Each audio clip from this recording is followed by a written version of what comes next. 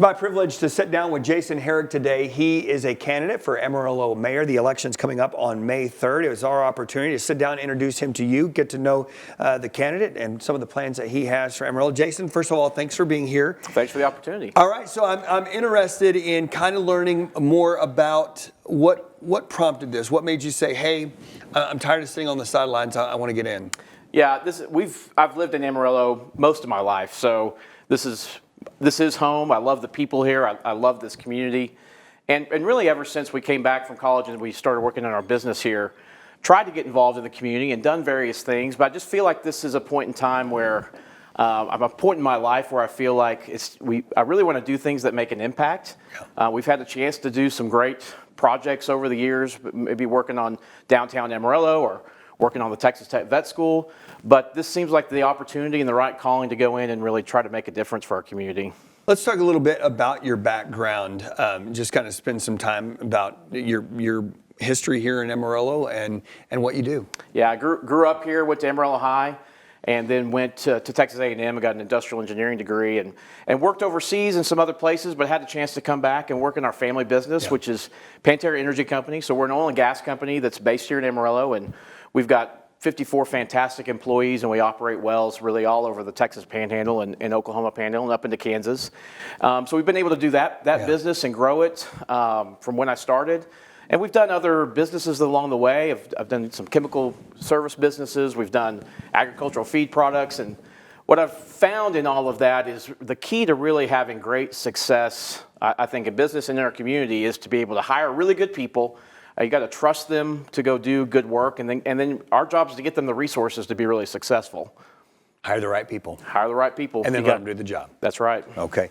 Let's talk for a second and kind of just back up a little bit. When we look at your list of things that you've done, you've been very active in the nonprofit world. Very active.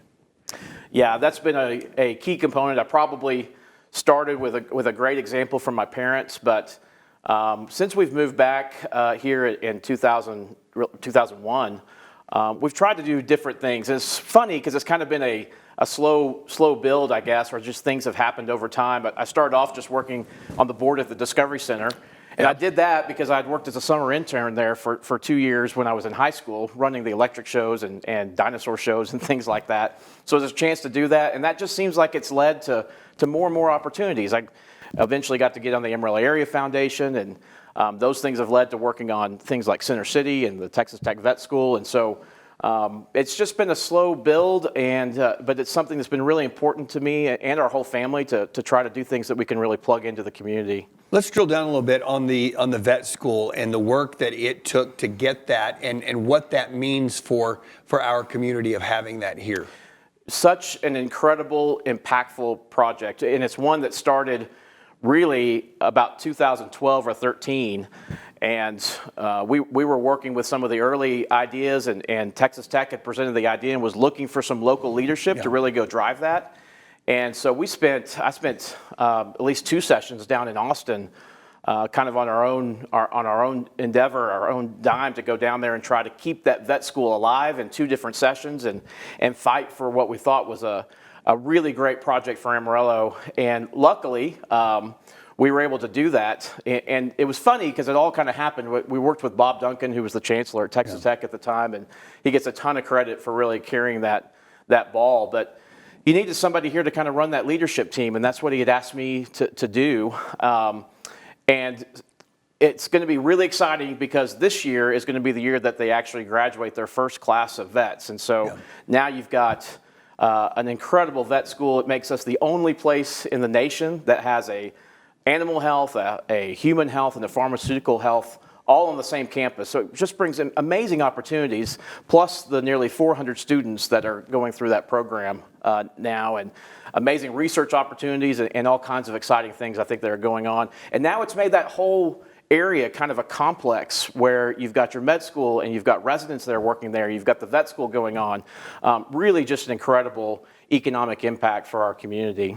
And one that's not just short-term, that's a long-term thing because they're not going anywhere. They're not going anywhere. In fact, this is what's led to many more investments, and we're in conversations now with a lot of the leadership at Texas Tech, and they're very interested in continuing to expand that campus and make Amarillo really a real campus feel out there, and maybe a new student center and some new elements out there that really make it feel like a campus environment, which is just so impactful for your community because it drives a lot of other things. It brings other businesses that want to use that research and development. It brings in folks that want to use the resources that are there. So it's a great addition to our community. Not even to mention the communities that are going to be helped by these veterinarians, these rural communities that need those experts. Yeah, that model was a really unique model, and it brings those vets in, and we have struggled because we have a lot of rural areas out here that are serving really large animals. Yeah. And that's a unique,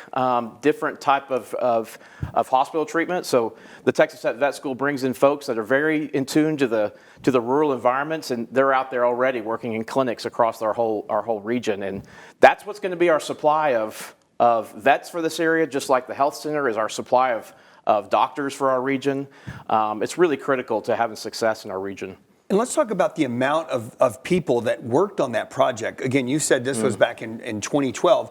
The amount of people that had to come together to make this happen. Obviously, you were on the team, but this was, as you said, a collective effort. Oh, it was an amazing effort with lots of help from our community leaders, lots of help from the Texas Tech Vet School, their development group, their leadership group within it, and then ultimately we had to go to the legislature also and have buy-in from lots of our folks in Austin. So we were dependent on our legislators to help pull this across the line, and it was a huge project with lots of folks that plugged into it. Do you think they got a fair shake the other day during the AEDC meeting with the City Hall in terms of the picture that was portrayed there? No, I don't. I feel like we're ignoring kind of the bigger picture on this. Certainly the AEDC was a huge part of being able to pull in and get this project done. But you have to look at economic impact much bigger than just a straight math equation of job growth, permanent jobs divided by investment. You have to look at economic impact. And you got to take into account the students that are here and they're renting apartments and they're here doing those things and the research that's going on. And then the additional investment that Texas Tech has continued to make into the community. So the economic impact is much bigger than a simple calculation of just of one ratio.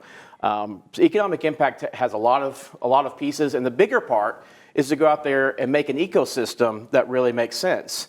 And we're building an ecosystem around agriculture because of those connections with the vet school. We'll stay there with the agriculture theme and dive into a little bit more on your work with the range. Yeah, the range is an incredible project. Very proud of the work that's going on there. Lucky, it's about an 18-month-old project, and the range is something that's out there that's really built to go build ourselves an engine. So one of the studies that came back was saying that we really need to lean into our agricultural roots because we have so much impact. We're here as the center punch of the dairy and beef industries that are here, protein production in the Texas Panhandle, and agriculture production. And so it was a great chance to really do something where we can go out and make a collaboration. And that's a collaboration between the businesses that are out there that are in these different industries, as well as bringing our academic institutions. So we've partnered with WT and Texas Tech. We've partnered with associations like Texas Association of Dairymen. And all those groups come together so that we can go bring back really important research on the big problems that we've got to solve, like water. How do we go solve our long-term water issues? How do we go work on wildfires that may be coming up? We're working on workforce solutions that are out there. So there's some really amazing projects that we've been able to do because of what's going on in the range. And you're going to continue in that role during this campaign as being on the... I'll stay on through the campaign, but I certainly plan to go on to other things on May 3rd. So, what do you think is the biggest misconception that is played? Because in terms of what the range is and what they do, what are some things that you would want to dispel about what people know or don't know about it? Well, I think I definitely encourage people to go find out what it is that the range does, because it is doing some amazing things, and that information is available on the website. I think the controversy around the range has really come from the way that the money was allocated originally, and that came from the AEDC. So this entire project was really driven out and brought about because the AEDC had done the research and had gotten it to a point where it didn't make sense to be inside the AEDC. And we were trying to model ourselves after a lot of successful programs like the Permian Strategic Partnership in Midland or the Innovation Hub in Lubbock or even the Research Triangle Park in North Carolina. And so it made sense to roll that into its own nonprofit and to move it on out. And so the AEDC said, hey, we're going to be the first member and we're going to roll this out and pay the dues in advance. And that's how the range came about. So it was a program that came the other way. The range didn't go to the AEDC and ask for money. The AEDC said, hey, this is a project that we really want to get behind and see progress. And that's actually when we brought in myself and our leadership team and picked it up, and we used those dollars to then go form the organization and rebrand it from the Amarillo Global Food Hub to what became the range, and hire folks and really get to work. Let's talk about the accomplishments so far. I know that typically in an economic engine like that, we begin to see the fruits of that labor years down the road. But you guys, from what I understand from the website, you guys are already starting to reap those rewards. Yeah, we're really on plan with what the advisors had told us for what it would take to get this thing up and off the ground. And already we've brought in about $3 million of investments, and that's come from grants from the Texas Department of Agriculture. It's also come from direct investments from businesses like Tyson. So we're running a really fantastic workforce program already that's out at the WT Enterprise Center, and we've brought in some really specific grants around health and agriculture that are already moving the needle in our community. Okay, so this is not your first kind of touch into politics, even though this is the first time we've seen you on the ballot here in Amarillo, but you have been a part of politics in Amarillo through your connection with Amarillo Matters. Let's talk about that. Yeah, Amarillo Matters we started many years ago. Now it's not an active organization, and it's really been about 4 or 5 years since we've done anything with Amarillo Matters. But the concept was really to try to build something that worked on things that were a little bit longer term. Right. You know, all the things that kind of turn over in 2 years, like a vet school, it takes 10 or 15 years sometimes to get these projects kind of done. And so we needed to have something that would kind of look at those types of deals. And so we put together a group and tried to be very open about how that was. We had a website and stated our mission, and our mission was really to find good leadership that would support our business community in these long-term complex items that we wanted to try to go solve. And so we were active in the 17 and the 19 election, and very proud of the work that we did while we were doing that. And I still think that we do need. You can't have everything generated out of government. So there has to be an active community group that is working on these larger, more complex issues that sometimes take a little bit longer to really work on. Right. And I hope that we'll continue to do that and have citizens that want to plug in and do those things. So let's talk about, as you are running, some of the things that you want to see for Amarillo. What's on your to-do list if elected? Well, we've got a short list, and I think part of the problem that we've had up to this point is really the city council has gotten too distracted with maybe things that are outside of what citizens really care about. So, you know, my main ideas that we're going to really work on is, first off, we're going to get really focused on our infrastructure and our streets needs.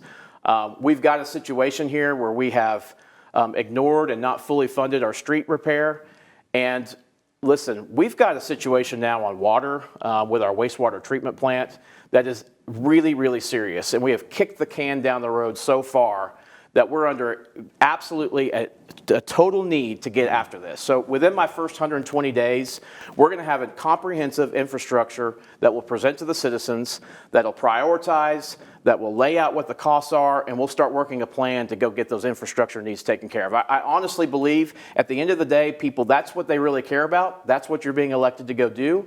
And so that's what we want to spend time on really doing. But secondly, we absolutely have to work on bringing jobs. Unfortunately, our AEDC has just been gutted in the past year or so. And that's really our one arrow in the quiver to try to go bring in new jobs, and particularly manufacturing jobs. So we've got to work on that. We've got to reestablish that. Those are long-term relationships. And unfortunately, we're watching as these other West Texas cities like Lubbock, we can go drive down to Lubbock or go down to Abilene. Abilene just scored a $500 billion investment in the Stargate project that President Trump put together.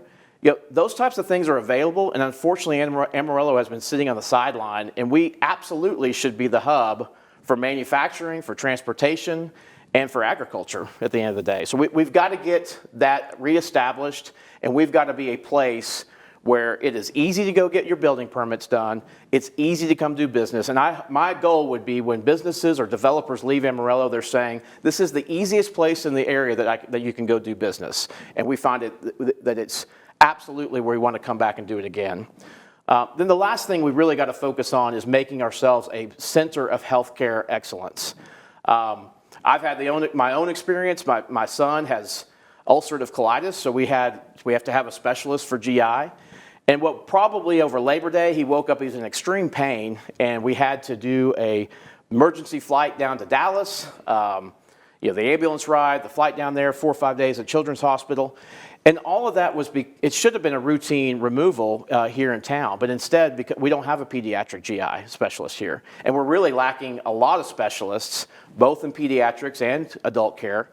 And that's not acceptable in my mind. I don't think that we should be sending our most vulnerable patients off to faraway places, even for just their outpatient or specialty services. So I feel like our background, my wife is the chairman of pediatrics at Texas Tech Health Science Center, so it's something very close to our heart about this.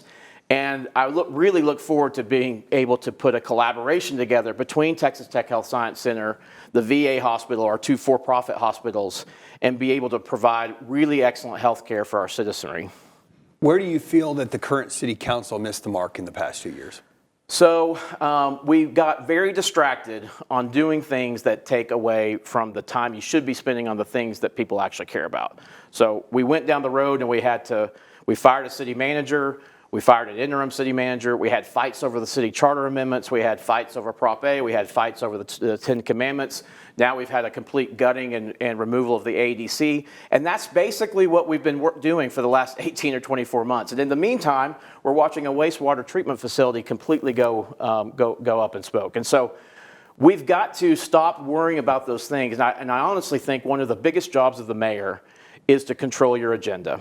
And at the end of the day, we've got to have an agenda that's very, very focused on the items that we feel like the citizens really want. And to me, at the end of the day, that's getting the potholes fixed in your streets, that's getting your streets under repair and getting that properly funded, and it's making sure that we have a good water delivery and wastewater treatment system for our citizenry. All right. As we round up, I want to give you an opportunity, Jason, you can look right at the camera and tell the people why that they should vote on you come May. Well, I think the choice is really very clear in my mind, and we've had 2 or 3, now 2 years really of staying in one place.